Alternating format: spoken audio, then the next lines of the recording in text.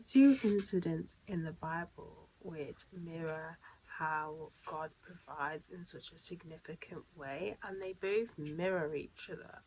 So the first one is in 2 Kings, in 2 Kings chapter 4 from verse 42.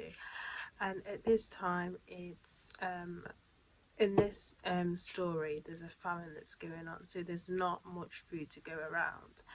And so I'm going to read it. So from verse 31, a man came from Baal Shalisha, bringing the man of God 20 loaves of barley bread baked from the first ripe corn, along with some ears of new corn.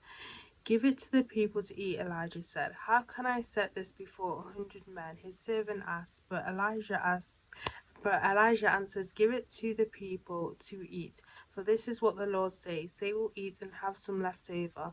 Then he sent it before them, and they ate and had some left over according to the word of the Lord. Now you're probably thinking, as soon as I read that, I think, oh, I know which story this mirrors. And that's when Jesus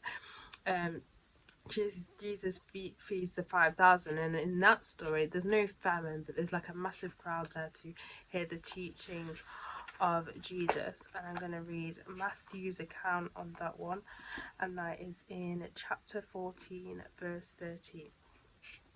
And it says, when Jesus heard what had happened, he withdrew by boat privately to a solitary place. Hearing of this, the crowds followed him on foot from the towns. When Jesus landed and saw a large crowd, he had compassion on them and healed those who were ill.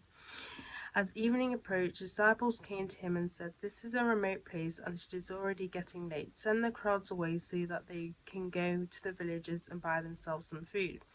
Jesus replied, they do not need to go away. You give them something to eat. We have here only 5 loaves of bread and 2 fish, they answered. Bring them here to me, he said. And he told the people to sit down on the grass. Take the 5 loaves and the 2 fish, and looking up to heaven, he gave thanks and broke the loaves. Then he gave them to the disciples, and the disciples gave them to the people.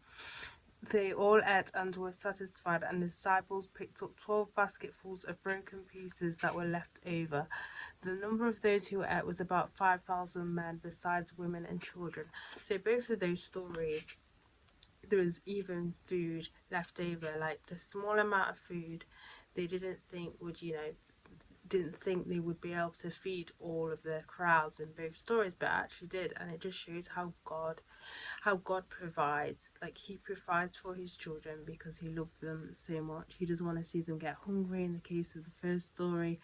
And the second story just shows that God shows compassion to his people, and he'd rather feed them, opposed to just sending them away and they can go buy their food themselves. So it's just both stories that mirror the same exact thing, where there's a crowd that needs to be fed, but there's little food to do them. And it's just a great story. It's great stories that mirror how God provides for